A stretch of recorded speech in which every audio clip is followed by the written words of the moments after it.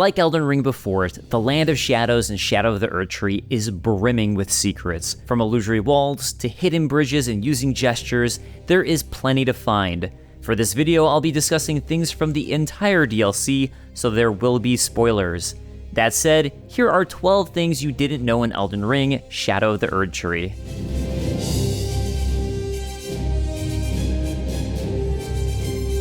After nabbing the storeroom key in Belarut Tower Settlement, return to the small private altar site of Grace and you'll be right next to the storeroom, where you can use it. Inside, you'll meet Hornsent Grandam, a Hornsent who, like the other Hornsent, absolutely hates Marika, Messmer, the Tarnished, and everyone else who is related to the massacre of her people.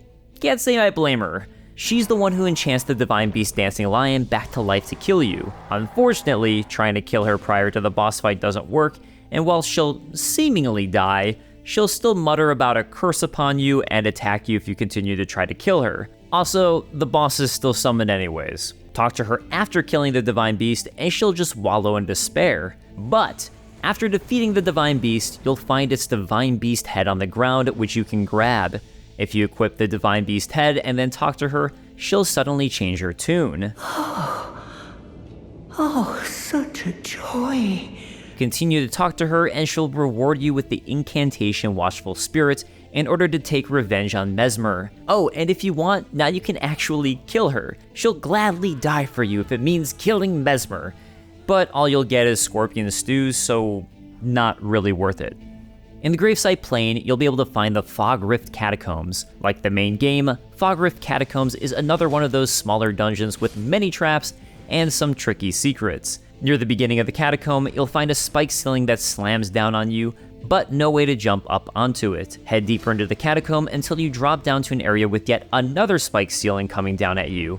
Instead of dropping into the room below you, you'll actually be able to jump onto the spike roof if you time it correctly, leading you to the first part of this secret area. While this route will reward you with a Great Ghost Glovewort, just outside of where you discover the Glovewort, you'll find that very first spike ceiling from the beginning of the dungeon, except now, you're high enough to jump on it. Do so and you'll be able to drop into a room that rewards you with the Black Knight Commander Andreas' Spirit Ashes.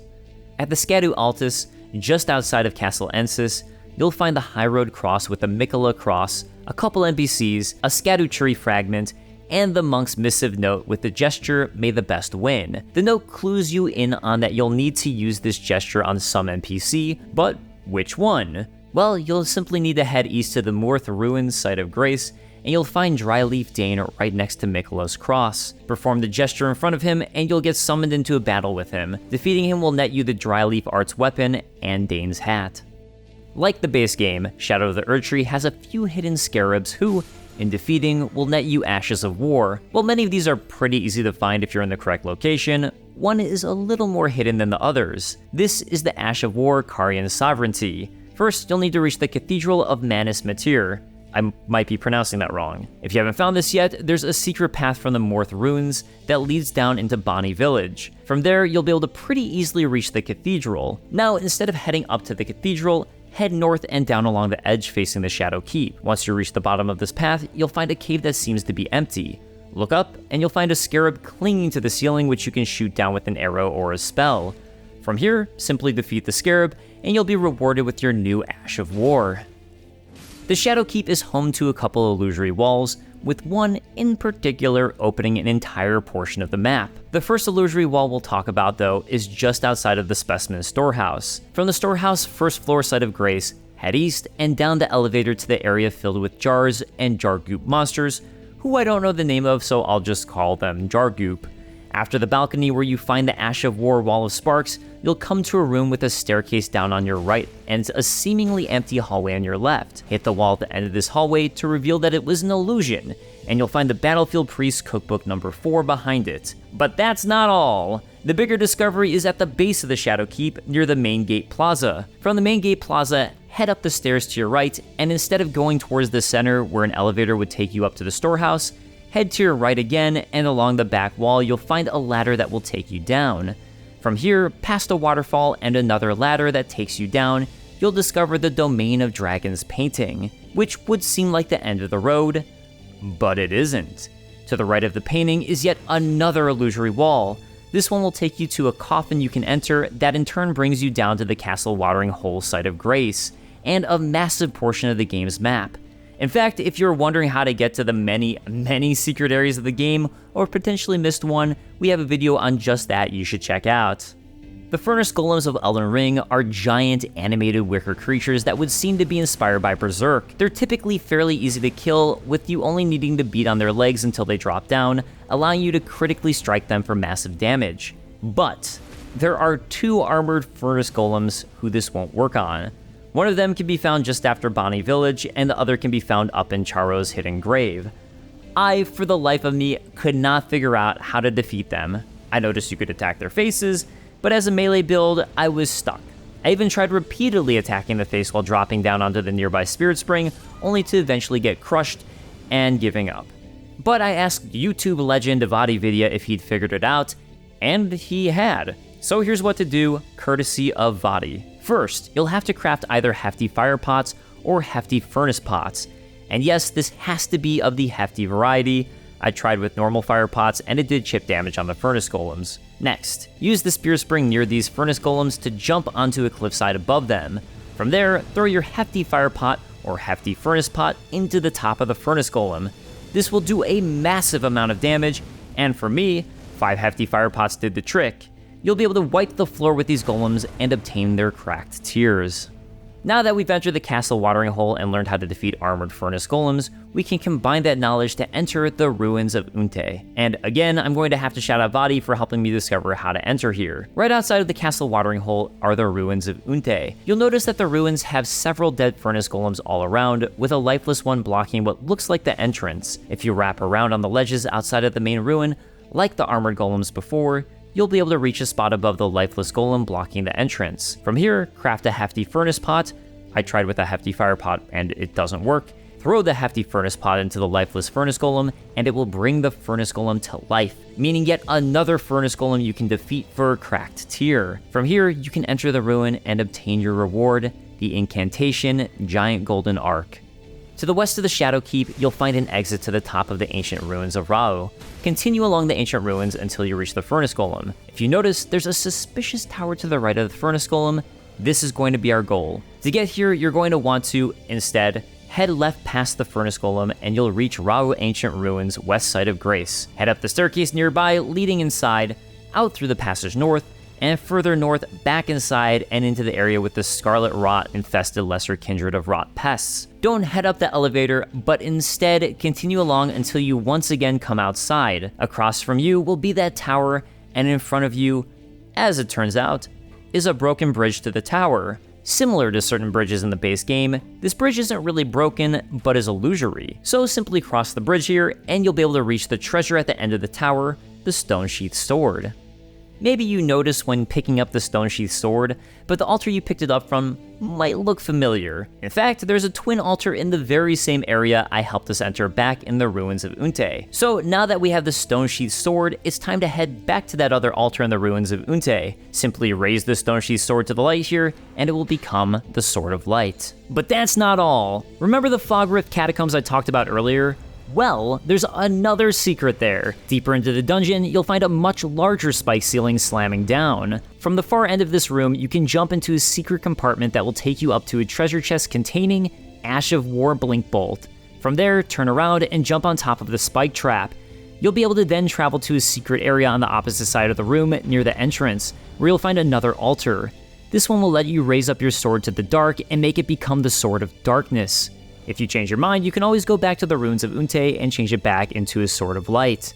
While you're exploring the Scadu Altus, Miquella's Great Rune will break, presumably by his own doing, and along with that, the spell he was casting to control the minds of all the various NPCs to follow and be enamored by him. There are a number of interesting things to this. For one, you find his Great Rune by defeating the Scadu Tree avatar. You might notice in looking at Miquella's Great Rune that it isn't in the key item section, but rather is equipable and usable. The item reads, "Broken and bereft of its bounty, it retains naught but the power to resist charms." Here are some endgame spoilers on what this does and how you can use it. In 3, 2, 1. The final boss of the DLC, and by far the most difficult, is Miquella's controlled promised consort Radahn. In Phase 2 of the fight, Radahn becomes ridiculously more challenging with the added power of Miquella, with the new moniker Radahn, Consort of Miquella.